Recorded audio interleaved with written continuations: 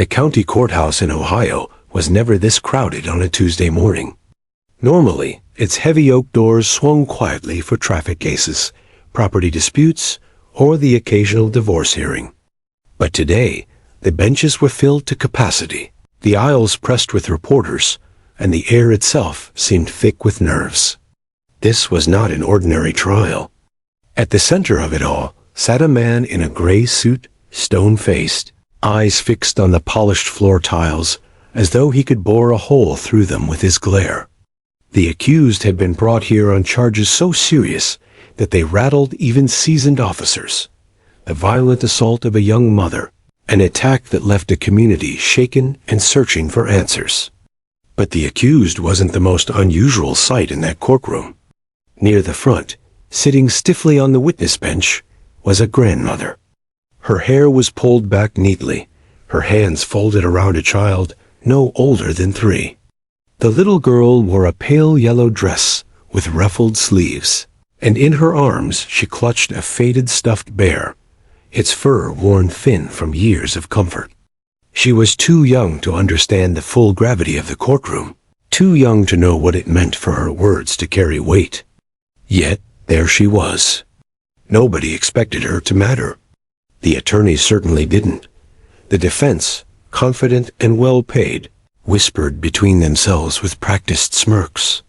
One leaned back casually, pen tapping on his notepad, and muttered, "This is a waste of time." The other chuckled under his breath. To them, the toddler was no threat a child, incapable of offering anything reliable or admissible.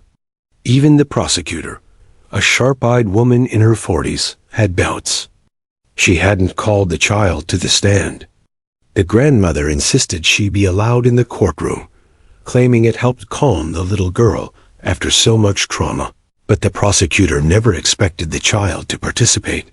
She sat at her desk flipping through notes, focusing instead on the next adult witness scheduled. The judge, a gray-haired man with decades of experience, adjusted his glasses and shuffled his papers. He cleared his throat, preparing to move forward with the morning's proceedings, when something shifted. It was subtle at first. The toddler stirred.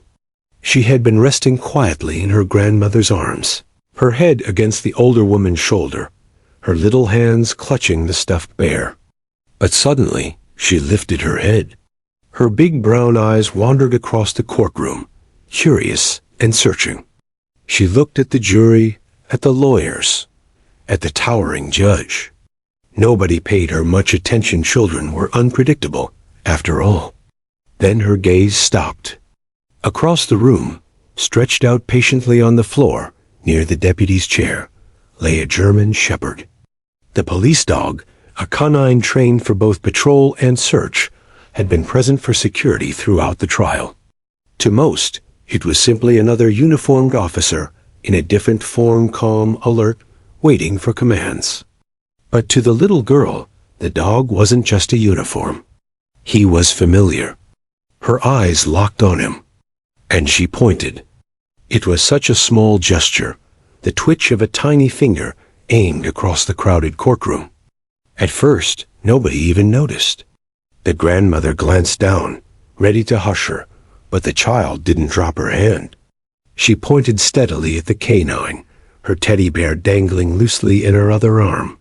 The deputy frowned, puzzled, shifting in his seat. A few jurors followed her gaze. Reporters craned their necks.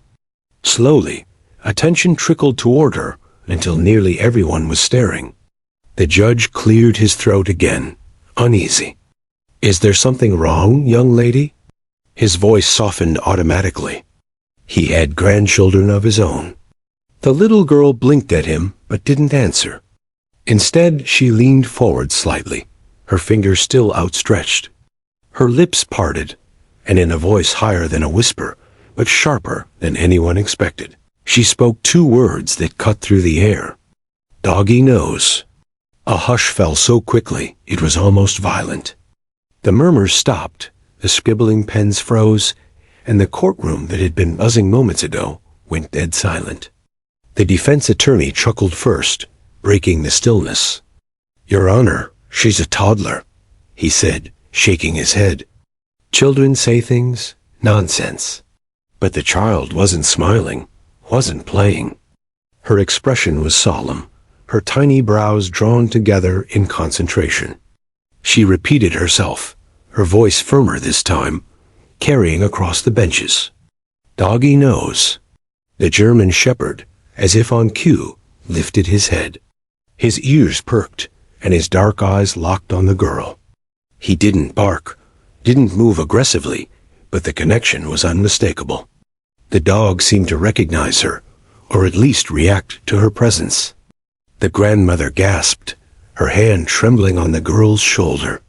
She whispered, "Baby, what do you mean?" But the child didn't answer her grandmother. Her attention remained on the dog, as though some unspoken understanding existed between them. The prosecutor froze, her mind racing. The I-9 had been at the scene of the crime. He had barked, growled, refused to let go of his suspicion toward the accused that night. And now, weeks later, this child, too young to fabricate such a connection, was pointing directly at him, insisting he knew. It wasn't evidence, not in the legal sense, but it was something the jury would not forget. The defense shifted uncomfortably now, his earlier smirk fading. He leaned toward his colleague. "What the hell is she doing?" he hissed. The other attorney shook his head, watching the jurors lean forward in their seats, captivated. This was not going according to plan. The judge exhaled slowly, his expression unreadable. He looked from the child to the dog, then to the restless gallery. He knew the law. A toddler's words were not sworn testimony. And yet, he felt the weight of the moment. The little girl hugged her teddy bear close, eyes wide but steady. "Doggy knows," she repeated once more, quieter now but no less certain. And for the first time since the trial began, the room wasn't focused on the accused, or the lawyers, or the mountain of evidence filed neatly in binders. The attention belonged entirely to a child, no one expected to speak, and a dog who suddenly seemed to hold secrets only she believed he could tell. The silence stretched long, taut, unbreakable. Then the grandmother, her voice shaking, whispered for everyone to hear, "Let her talk." The words hung in the air like smoke, impossible to wave away. "Doggy knows." For a moment, no one breathed. The child's voice had been small, but its clarity cut through the courtroom louder than any lawyer's objection. The German shepherd sat upright now, ears pricked, watching her as if waiting for a command. The deputy shifted uncomfortably, tugging the leash closer, though the dog hadn't moved beyond that subtle alertness. The defense attorney broke the silence with a scoff, his voice dripping with contempt. "Your Honor, we cannot seriously give credence to a 3-year-old child's ramblings." He shook his head and spread his hands, inviting the jury to share in his amusement. Children speak in fairy tales and gibberish. It's adorable, sure, but hardly admissible. But the jury didn't laugh. One juror in the front row, a middle-aged woman with sharp glasses, leaned forward, her brow furrowed. Another, a young man at the end of the row, tapped his pen against his notebook, scribbling quickly. Their faces weren't entertained. They were unsettled. The judge raised a hand, signaling quiet. "Counselor," he said sternly, "will allow the child to remain for the moment. No one has asked her to testify formally. But if she wishes to speak, the court will not silence her." His tone was deliberate, cautious, but firm. The defense attorney clenched his jaw, realizing the laughter he hoped to spark had dissolved into tension. The toddler, oblivious to legal battles, sat on her grandmother's lap with wide eyes. Her small hand had dropped back to her teddy bear, but her attention stayed locked on the police dog. Her lips trembled, not with fear, but with determination, as though she had remembered something important that no one else dared to say. "Doggy knows," she repeated, softer now. almost like a secret whispered to herself. The grandmother smoothed the girl's hair, her own eyes brimming with tears. She had seen this before. At night, when the child woke screaming, she clutched the same teddy bear and whispered about the doggy who barked at the bad man. The grandmother thought it was a fragment of memory, a child's way of processing horror. But here, under the gaze of the jury, it felt like revelation. The prosecutor cleared her throat. She had not planned for this, but something instinctive pushed her forward. "Your Honor," she said carefully, "the child's words, while not sworn testimony, may still be illuminating. She was present during the crime. Her memory, however limited, could align with corroborating evidence." The defense shot up furious. "Speculation. This is outrageous." But the judge tilted his head toward the prosecutor. "Proceed carefully," he warned. The prosecutor approached the grandmother's bench slowly, crouching slightly so she wasn't towering over the child. Her voice softened. "Sweetheart, can you tell us what you mean? What does the doggy know?" The little girl blinked, clutching her teddy tighter. Her legs swung nervously off her grandmother's lap. For a second, it seemed she might stay silent. But then she lifted her head, and her eyes innocent yet steady locked on the accused man. "He barked," she whispered. "Doggy barked at bad man." The words struck harder than a hammer. The grandmother gasped, covering her mouth. A ripple of whispers spread through the audience seats. The prosecutor froze, stunned by the precision of the child's memory. The defense attorney slammed his palm against the table. "This is absurd." A child parroting sounds nothing more. "I demand this line of questioning end immediately." But the dog handler stood abruptly. His voice, gruff but clear, carried across the room. "Your Honor, if I may," he said, his hand resting on the German shepherd's neck. "This K9 was present at the scene. He is trained to detect danger, to signal suspicion. On the night of the attack, he barked loud and persistent at the accused. We logged it in the incident report, but it was dismissed as coincidence." The jury's eyes widened. Coincidence no longer sounded convincing. The accused shifted in his chair, shoulders stiff, his face pale. He looked at the little girl for the first time since the trial began, his jaw tight, his eyes cold. For a fleeting second, his composure cracked, and that crack did not go unnoticed. The prosecutor glanced back at the jury, gauging their reaction.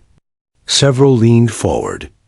Others exchanged glances, lips pressed tight. This wasn't fantasy anymore. The toddler's words had unlocked something tangible. The judge rubbed his temple, deep in thought. "This court recognizes the unusual nature of this moment," he said gravely. "But unusual does not mean irrelevant." His gaze swept the room, finally landing on the accused. Sometimes truth arrives from unexpected voices. The defense attorney bristled, muttering furiously under his breath. He tried again to recover ground. "Jury members, remember children are impressionable. She could have overheard officers, or her grandmother. None of this should influence your judgment." But the toddler wasn't finished. She hugged her teddy closer, her tiny voice breaking through the lawyer's noise. "Doggy saw," she said again, firmer this time. The room stilled once more. The German shepherd let out a low whimper, pressing closer to the handler's leg, his gaze never leaving the child. The grandmother's tears flowed freely now. She kissed the girl's hair, whispering, "It's okay, sweetheart. You're brave." And bravery it was. In a room full of polished attorneys, seasoned jurors, and hardened reporters, the most powerful words came not from rehearsed arguments, but from the trembling lips of a child. "Doggy knows." The phrase became more than a child's observation. It became a thread weaving through every piece of evidence, every memory of that night, every unexplained bark. The jury couldn't unhear it. The accused couldn't escape it. The judge leaned back in his chair, hands clasped. He understood, as everyone did now, that this trial had shifted irreversibly. Nobody had expected a toddler to speak. Nobody had imagined she would turn the weight of justice with 2 simple words. And yet, the entire courtroom sat suspended, waiting for what would come next, because for the first time, the truth didn't belong to the lawyers. It belonged to her. The room was a living thing now, breathing with tension that nobody dared to break. For weeks, the trial had trudged through evidence, medical reports, grainy surveillance footage, forensics that felt too technical for the jury to connect with. But in the span of minutes, a toddler had shaken the foundations of everything. The prosecutor rose again, slower this time, her mind racing. She had to tread carefully. A child was not a traditional witness. Too much pressure, and the girl might shut down. Too little, and the moment would pass, leaving the jury with nothing but curiosity. She crouched low, her voice barely above a whisper. "Sweetheart," she said gently, "when you say the doggy barked at the bad man, do you remember where that happened?" The little girl's legs swung nervously, her teddy bear pressed tight against her chest. She looked toward the dog, then back at the woman kneeling before her. "Outside," she said softly. Dark, a murmur rippled through the jury. The prosecutor's heart raced. Outside, dark. She remembered. The defense attorney shot up like he'd been stung. "Your Honor, objection. This is completely inappropriate. She's a child. She doesn't know what she's saying." The judge raised a hand, silencing him. His gaze was fixed on the child. He'd seen rehearsed witnesses before, coached testimonies that crumbled under pressure. This wasn't that. Her voice carried the raw, unpolished rhythm of memory. The prosecutor pressed carefully. "Was it the same night that Mommy got hurt?" The little girl's lip quivered. Her grandmother rubbed her back soothingly, whispering, "You're safe, baby." "It's okay." The child nodded. "Mommy cried. Doggy barked." The words hit the room like a hammer. The grandmother broke down in tears, her shoulders shaking.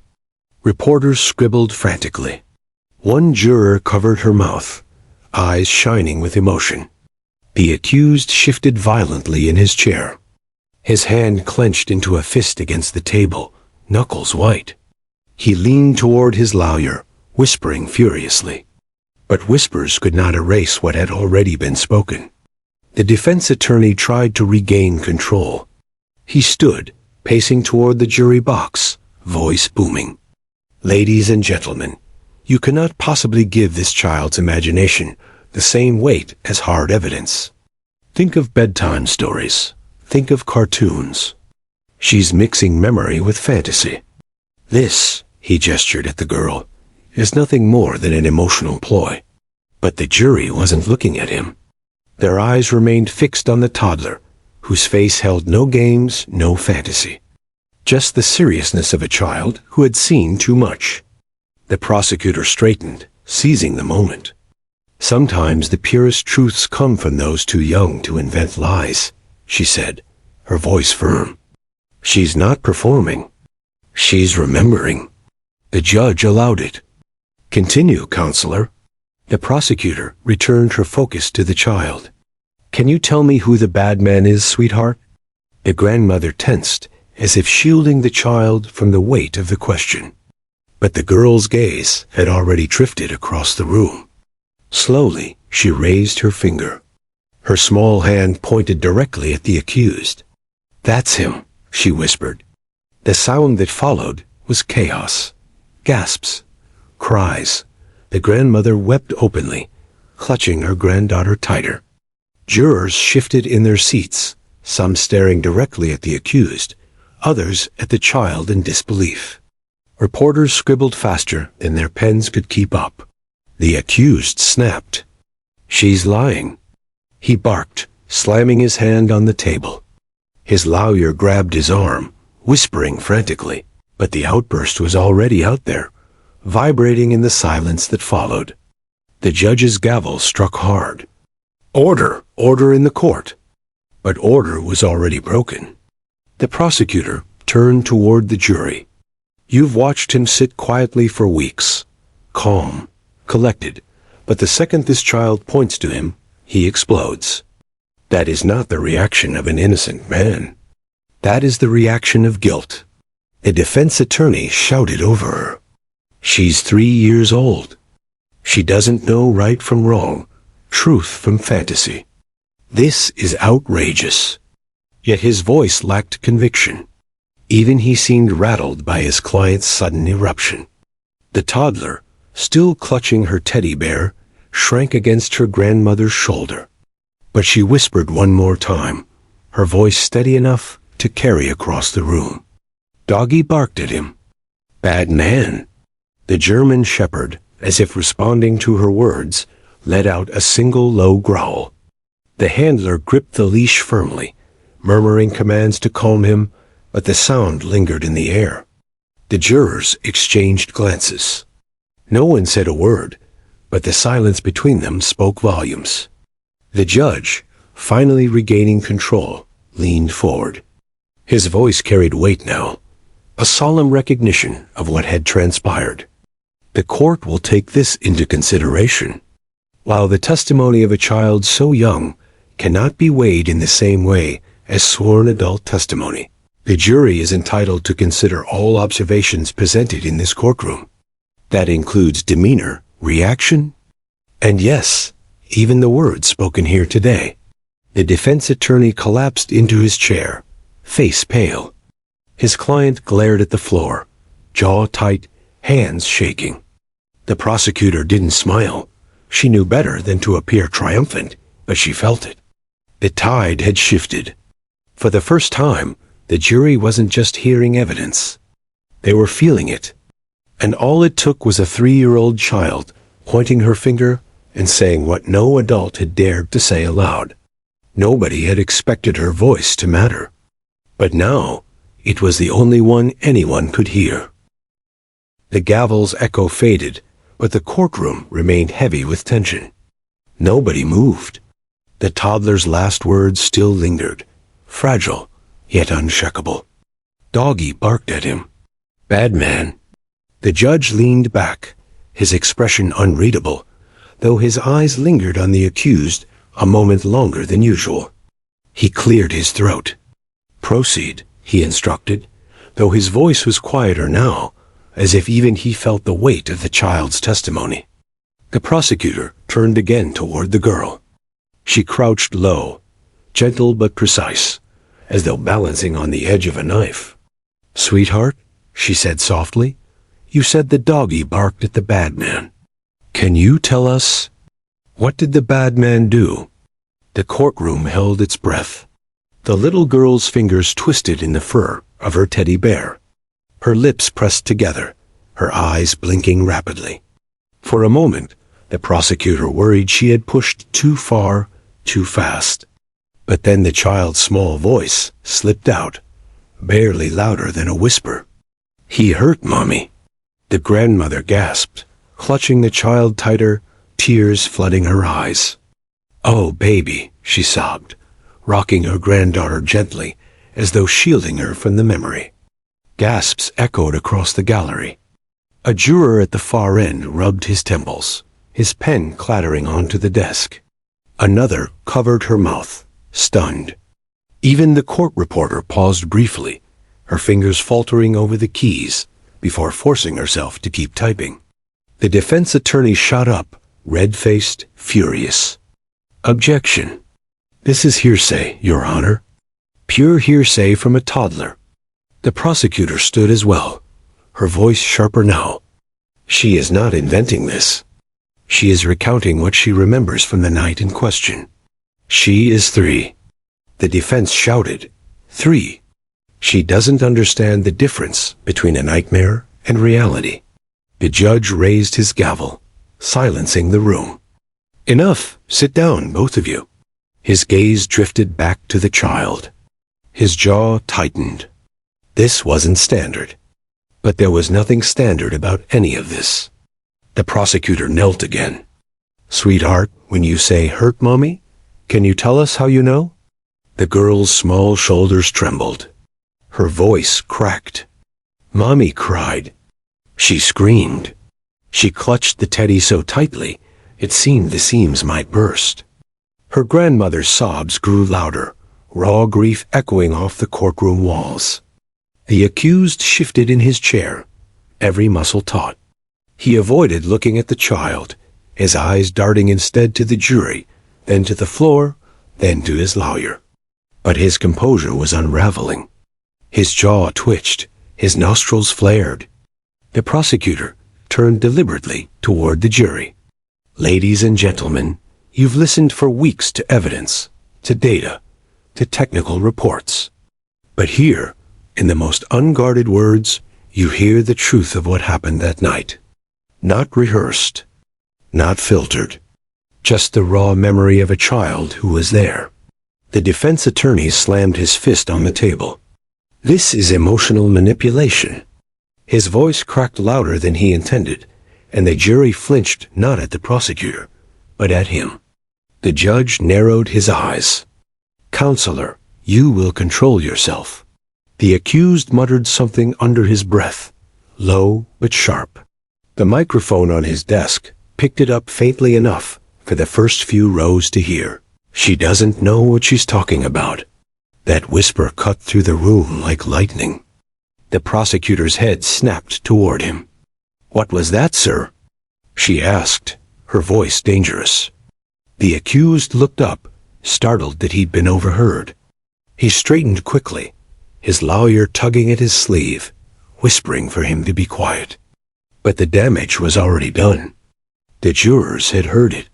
They had seen the crack in his armor. The grandmother held her granddaughter tighter, whispering into her hair, "You're so brave, sweetheart. So brave." The little girl, oblivious to the uproar, looked again at the German shepherd. The dog had not moved much, but his dark eyes remained locked on the child, as though guarding her. His tail thumped once, steady, as if in agreement. Doggy tried to stop him, the girl added suddenly, her voice clearer this time. The dog let out a soft whimper, his body shifting against the handler's leg. The coincidence was uncanny, unnerving. Several jurors stiffened, their eyes flicking between the child and the animal. The prosecutor seized the moment. You hear that? Even she remembers the dog's instinct. That very same instinct officers are trained to trust in the field. The dog barked at the accused that night. He barked because he knew. And now, this child without training, without coaching, remembers the same truth. The defense attorney rose again, desperate. This is turning into a circus. We're building a case around a toddler's stuffed animal and a dog's bark. But the jury wasn't laughing. No one was. The prosecutor's voice hardened. Sometimes the truth comes in ways we don't expect. That doesn't make it less real. What this child has given you is not a circus, it's clarity. It's innocence shining a light on guilt. The judge let the silence sit. He could not erase what had been said, nor the impact it had already made. This court will proceed with caution, he said firmly. But what has been spoken here cannot be unheard. The accused sat rigid, his breathing uneven. His lawyer leaned into him, whispering fiercely, but he no longer looked like the untouchable man who'd walked into the trial weeks ago. The mask was cracking, piece by piece. The grandmother kissed the child's forehead, tears streaking her face. It's over now, baby. You've done so well. But everyone in the room knew it wasn't over. Not yet. Because the words of a child, whispered into the heart of a courtroom, had just changed the course of everything. The courtroom was thick with silence after the toddler's words. It wasn't the kind of silence that brought peace. It was sharp, like glass, a silence full of what had been spoken and what could never be taken back. The defense attorney finally rose, tugging at his suit jacket as though to remind himself of the authority it carried. His face was taut, his voice strained but determined. Your Honor, he began, forcing composure. What we've just heard is dangerous. I will not deny the child's innocence, nor her courage. But innocence is not evidence. Imagination is not fact. The prosecutor leaned back, her gaze unflinching, waiting for the attack. The defense lawyer strode closer to the witness stand, lowering his tone as though speaking to the jurors themselves. Ladies and gentlemen, you are asked to decide a man's fate, a man's freedom. And now, you're being invited, no, pressured, to hinge that decision on the fragmented memories of a child barely old enough to count to 10. He paused, letting his words sink in. The accused sat motionless beside him, though his fingers twitched against the desk, betraying the calm exterior. The lawyer continued. Children dream. They confuse television shows with reality. They mishear, misremember, and tragically, sometimes they are guided, even unintentionally, by the hopes of adults who want them to say something specific. This is not evil. It is human. But it cannot be the foundation of justice. He turned toward the grandmother, his eyes narrowing. I mean no disrespect, ma'am. I know your grief. But your influence on this child cannot be ignored. She lives with you. She clings to you. And children often repeat what they think adults want them to say. The grandmother's sobs grew sharper, but she did not speak. Her arms wrapped tighter around her granddaughter. The defense shifted his attention back to the jury. Ask yourselves, did the child describe the accused in detail? Did she offer any specifics about what she supposedly witnessed? No, she repeated a phrase. A phrase likely whispered, rehearsed, or overheard. Bad man, that is not evidence. That is tragedy manipulated into theater. The prosecutor shot up. Objection, Your Honor. That is a vile mischaracterization. Sustained, the judge said firmly, glaring at the defense. Keep your remarks professional, counselor. But the defense pressed on, seizing the thin crack in the courtroom certainty. I urge you all, don't let your emotions override reason. Don't let tears and teddy bears dictate justice. If we allow this, if we let a dog's bark and a child's whisper outweigh forensic evidence, logic, and fact, then none of us are safe from wrongful conviction. The jurors shifted uncomfortably. Some nodded slightly, their expressions clouded with doubt. Others frowned, unsettled. The prosecutor rose slowly, her movements deliberate, calm. Your Honor, may I? The judge gestured for her to proceed. She stepped forward, her eyes sweeping the jury box. He asks you to dismiss a child's voice because it is small. He asks you to ignore her memory because it is simple. He asks you to reduce her courage to nothing more than manipulation. But consider this. No one prepared her to say that. No one told her the dog barked at the man. That detail, raw and unprompted, came from her alone. Her voice grew sharper. And when she said, "He hurt Mommy," she was not quoting her grandmother. She was reliving a night no child should have lived through. You saw her. You heard her. That was not a rehearsed story. That was truth clawing its way out. The defense rolled his eyes, muttering something to his client. But the jury was riveted, leaning forward. A prosecutor took another step. Yes, children dream. Yes, children imagine. But children also see things we adults dismiss.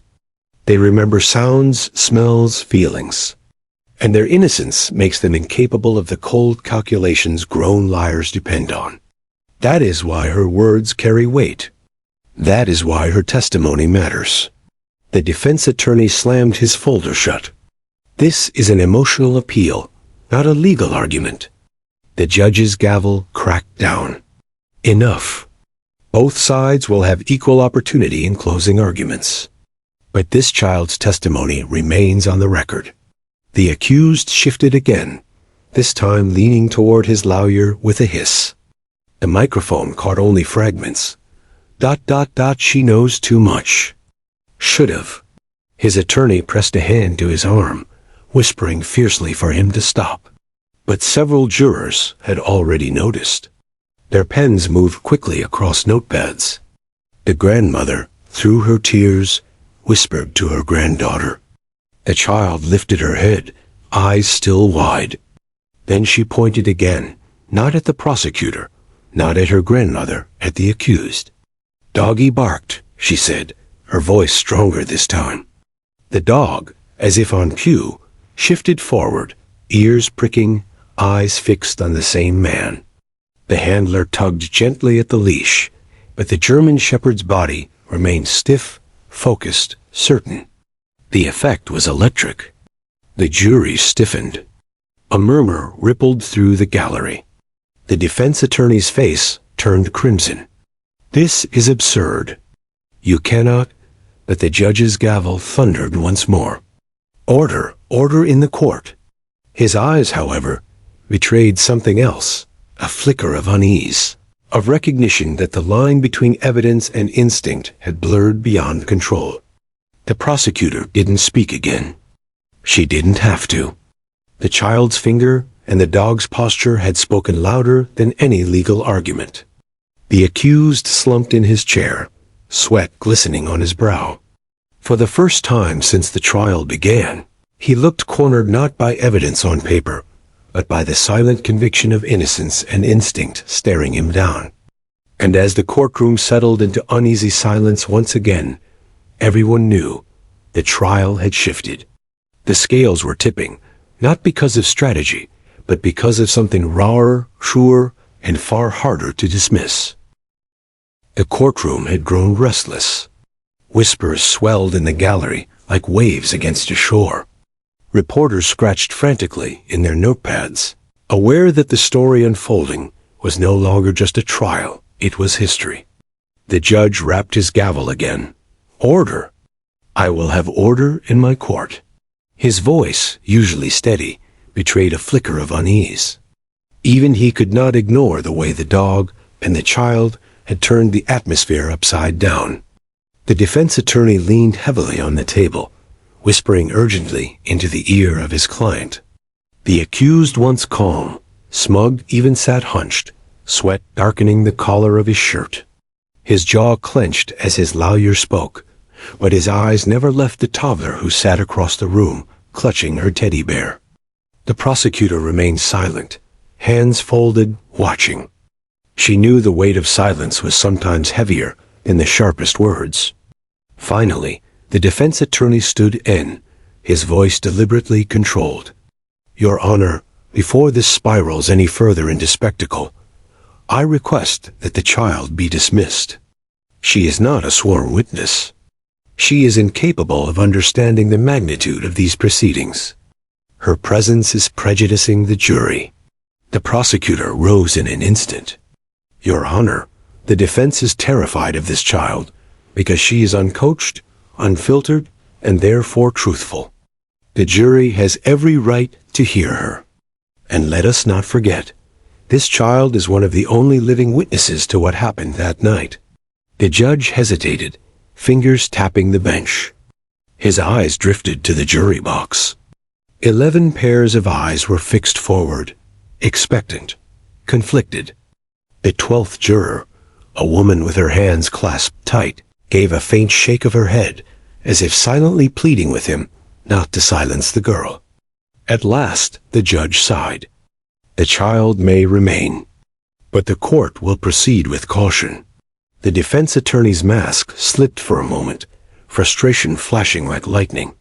He adjusted his tie and forced a smile. "Very well. If the child remains, then I demand the right to question her myself." The grandmother stiffened, clutching her granddaughter closer. "No," she whispered, rocking back and forth.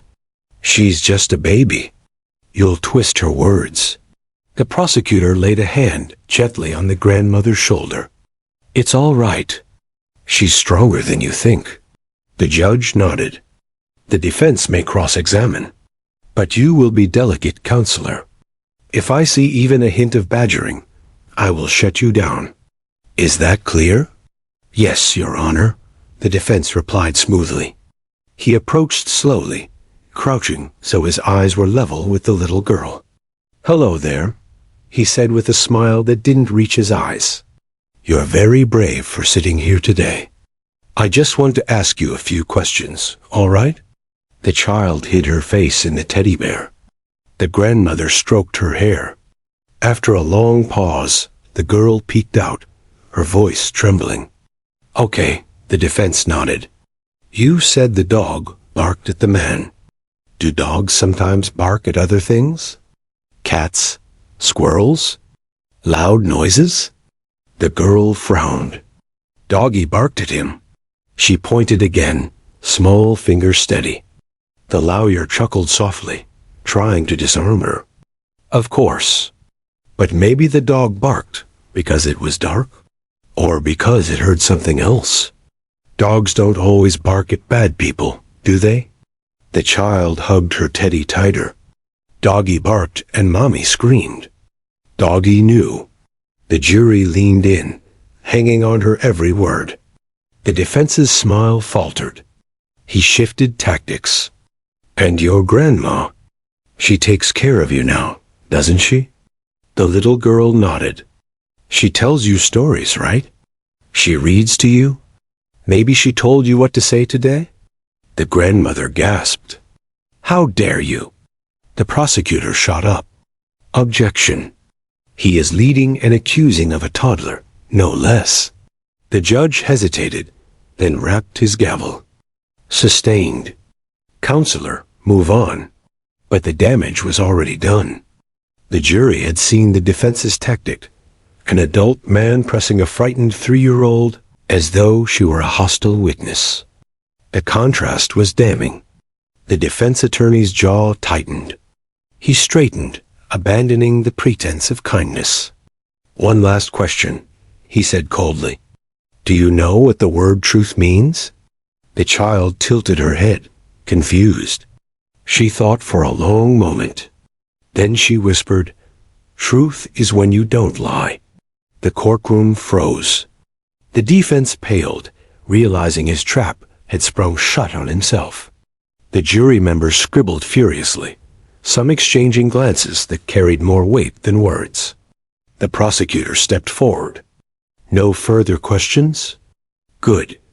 Then let the record show, even at 3 years old, she knows more about truth than the man sitting at that table. All eyes turned to the accused. His hands fidgeted, knuckles white against the wood. His breathing grew uneven, a faint rasp audible even in the tense hush. For the first time, he looked less like a defendant fighting for his life, and more like a man cornered by forces he couldn't control.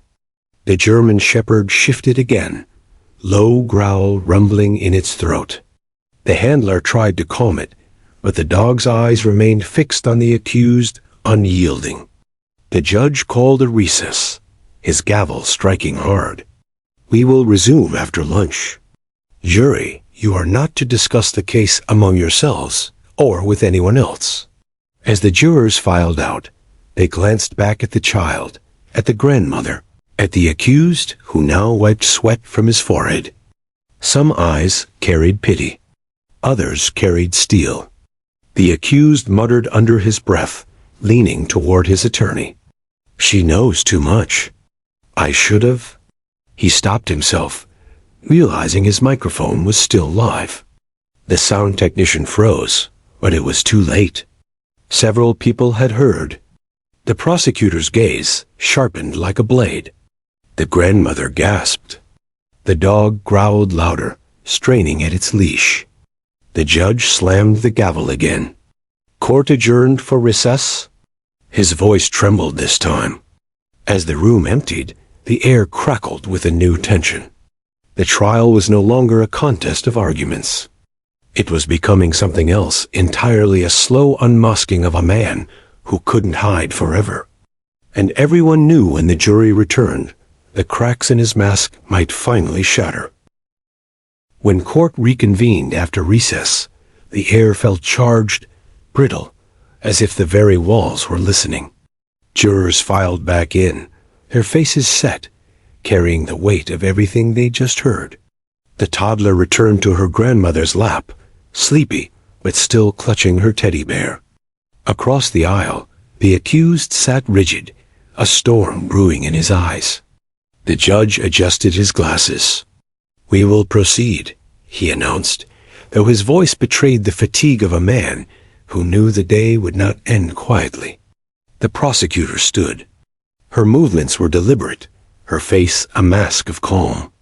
She held a single sheet of paper, but didn't glance at it.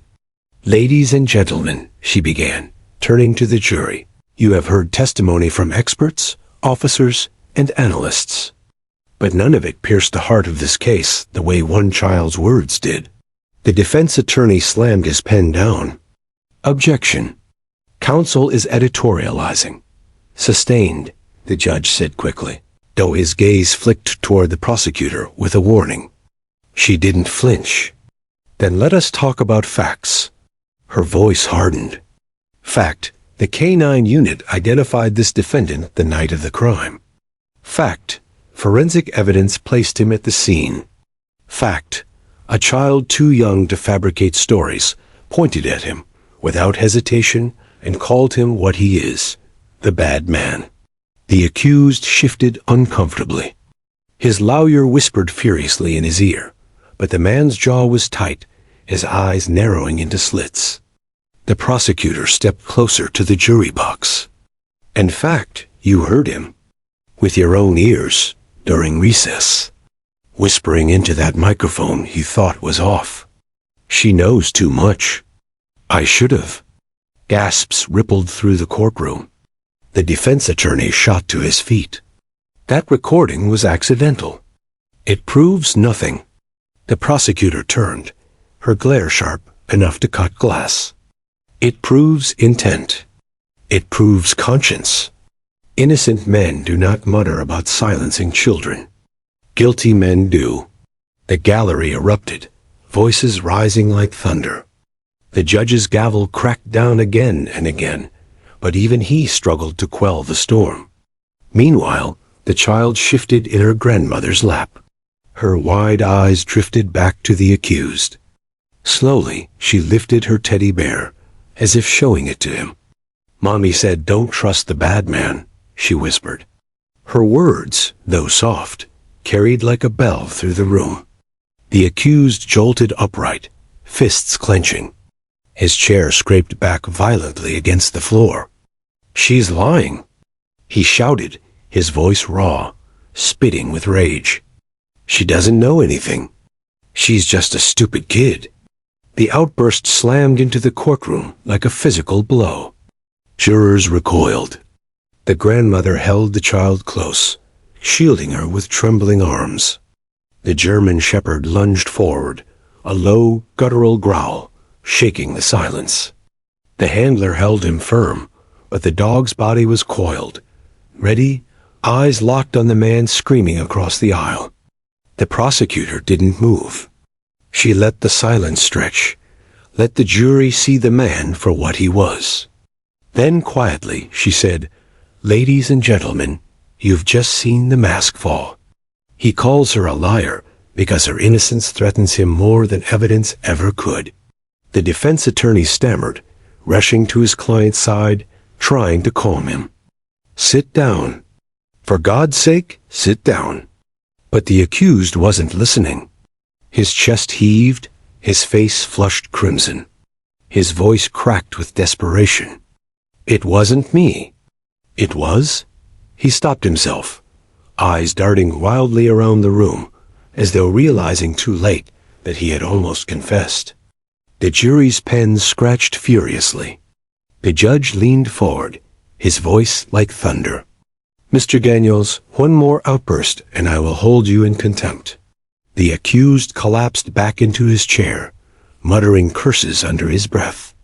His hands shook as he tried to pour himself a glass of water, but the cup rattled against the pitcher, spilling across the table. The prosecutor seized the moment. The truth has a way of breaking through, no matter how fiercely it's denied. This child saw what she saw. The dog sensed what he sensed. And now, You have seen with your own eyes what this defendant really is when the pressure strips him bare. She turned to the jury, her voice steady, her eyes unwavering. This case is not about imagination. It is not about manipulation. It is about guilt, plain and undeniable. You are not just weighing evidence, you are witnessing it, alive in this courtroom. Silence fell again, heavier than before. The child, still clutching her teddy, laid her head on her grandmother's shoulder. Her eyes fluttered shut, exhausted.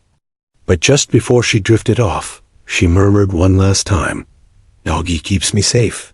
The German shepherd, as if understanding, sat straighter. His tail thumped once against the floor. The jury's faces softened not out of pity, but with grim resolve. They had seen enough. The judge cleared his throat. "We will adjourn for the day. Closing arguments will commence tomorrow morning. Jury is dismissed." The gavel struck, but the echo was lost in the weight of what had just unfolded. As the jurors filed out, one thing was clear. Tomorrow would not just be a conclusion. It would be a reckoning. The next morning, the courthouse swelled with people. The trial had drawn crowds before, but today the line wrapped around the block. Reporters murmured into cameras. Headlines already drafted. Toddler testimony rocks trial. Inside, the air buzzed with anticipation.